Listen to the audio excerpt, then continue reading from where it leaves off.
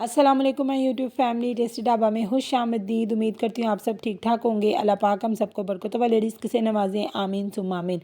Tasty dhaba में आज मैं आप लोगों के लिए एप्पल जैम की रेसिपी लेकर आई हूँ और ये बिल्कुल ही बहुत ही जल्दी बनने वाली रेसिपी है। 15 मिनट में आपका एप्पल जैम बाज़ार से भी ज़्यादा बेहतर और दानेदार घर में तैयार हो जाएगा, और वो भी बगैर किसी प्रिजर्वेटिव के।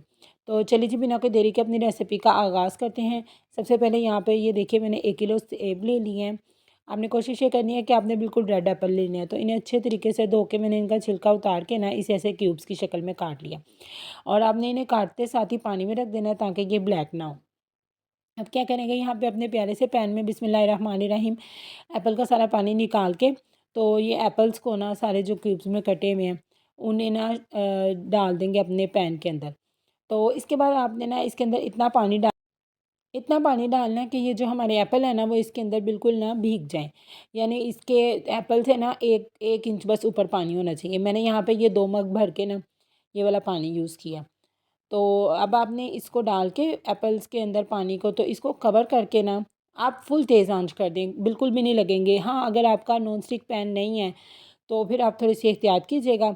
मैंने यहाँ पे इसे फुल फ्लेम करके ना तो कवर करके रख दिया। अब ये देखिए माशाल्लाह जो हमारे एप्पल हैं वो बिल्कुल कुक हो चुके हैं। मैं आपको दिखाती हूँ। इसको अच्छे तरीके से ना अब हम ना चम्मच की हेल्प से ही ना थोड़ा थोड़ा कर लेंगे, मसल लेंगे ऐसे चम्मच से ही। वैसे ये ज़रूरी नहीं है।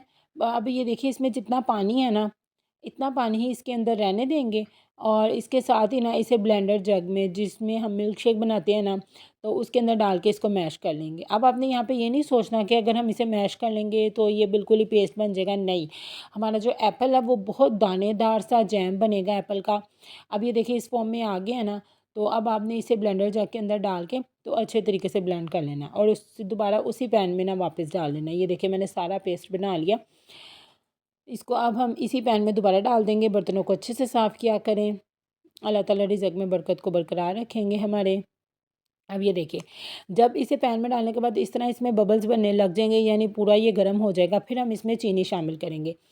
1 किलो सेब के अंदर आपने तकरीबन आधा किलो चीनी डालनी है, और ये बिल्कुल परफेक्ट है ना, बहुत ज़्यादा है और ना ही बहुत कम है। लेकिन अगर आप बहुत हल्की चीनी खाते हैं तो आप इसमें कम भी कर सकते हैं। वैसे ये बिल्कुल परफेक्ट रेशो है, 1 किलो एप्पल में आधा किलो चीनी, और साथ ही इसके अंदर ना एक अदद दालचीनी का टुकड़ा भी शामिल कर देंगे। दालचीनी का यहाँ पे काम सिर्फ़ और सिर्फ इसके ना इसके अंदर एक बड़ी प्यारी सी खुशबू पैदा करना है। तो जब हमारा जैम तैयार हो जाएगा तो हम दालचीनी को बाहर निकाल देंगे।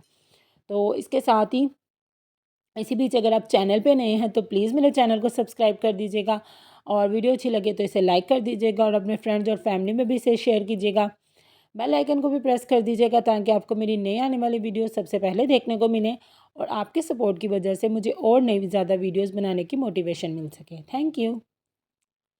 ये देखिए यहाँ पे अब हमारी चीनी मेल्ट हो गई है। अब ये चीनी ने ना अपना पानी रिलीज़ कर दिया। आपने टेंशन नहीं लेनी कि जो हमारा जैम है वो बिल्कुल पानी की तरह पतला हो गया है, नहीं, कुछ भी नहीं होगा। सिर्फ थोड़ी देर में जब चीनी का पानी सूखने लग जाएगा तो ये बिल्कुल सेट हो जाएगा। यहाँ पे मैंने 3 से 4 अदद इलायची लेके तो उन्हें उसी टाइम कूट के तो इसके अंदर शामिल कर दिया, और उसके साथ ही यहाँ पे 2 से 3 अदद लेमन का जूस निकाल के तो वो भी मैंने इसके अंदर शामिल कर दिया। लेमन का जूस डालने की बेसिकली वजह ये है कि ना हमारी जो चीनी है ना उसके क्रिस्टल्स नहीं बनेंगे, और इसके साथ ही इलायची का फ्लेवर इसके अंदर बहुत ही प्यारी सी ना खुशबू लेकर आएगा। तो इसे कवर करके रख देना और फिर इसे पका लेना है। तब तक पकाना है जब तक चीनी का पानी जो है ना वो ड्राई नहीं हो जाता। अच्छा, मैं यहाँ पे आपको एक चीज़ दिखाती हूँ कि ना आपने इसे प्लेट में निकाल के देखना है।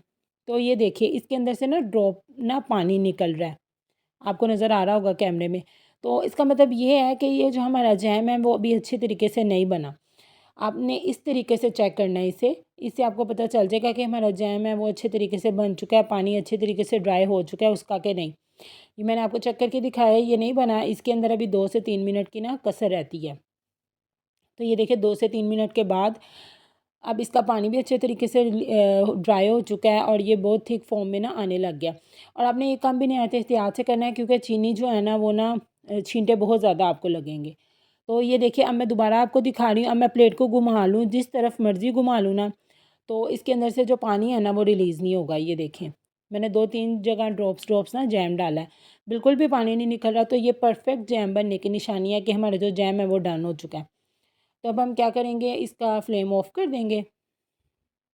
तो ना इसको ठंडा होने के लिए रख देंगे और देखिए 10 से 15 मिनट के अंदर आपका जो एप्पल जैम है वो बन के तैयार हो गया। तो यहाँ पे देखिए मैंने इसे एक ग्लास कंटेनर को धो के उसका ढक्कन को भी अच्छे तरीके से धो के ड्राई कर लेना है आपने। तो फिर उसमें आपने अपना जैम डाल देना है। तो कोशिश ये कीजिएगा कि इसको एक ग्लास कंटेनर में यानी शीशे के बर्तन में ही डालें, क्योंकि फिर ये ज़्यादा अरसे तक रह सकेगा। और आपने इसे बाय नहीं रखना, क्योंकि हमने इसमें कोई भी प्रिजर्वेटिव यूज़ नहीं किया। तो हम इसे फ्रिज में रखेंगे और फ्रिज में रख के आप इसे 1 महीने तक इजीली इस्तेमाल कर सकते हैं। तो ये देखिए यहाँ पे माशाल्लाह मैं फाइनल लुक में आपको ब्रेड के ऊपर भी लगा के दिखा रही हूँ ये जैम। आप अपने बच्चों को बना कर दें और इसको आप 1 महीने तक इजीली यूज़ कर सकते हैं। ये बिल्कुल भी ख़राब नहीं होगा। कितना दानेदार सा हमारा जैम बना है। इसका टेक्सचर देखिए कितना ज़्यादा प्यारा है और मार्केट से भी कहीं ज़्यादा अच्छा। हमारा 1 किलो एप्पल में कितना ज़बरदस्त सा जैम तैयार हो गया। तो आप लोगों ने इस रेसिपी को ज़रूर ट्राई करना है और मुझे कमेंट बॉक्स में आकर बताना भी है कि आपको ये रेसिपी कैसी लगी। दुआओं में याद रखिएगा, अपना बहुत ज़्यादा ख्याल रखिएगा। अल्लाह हाफ़िज़।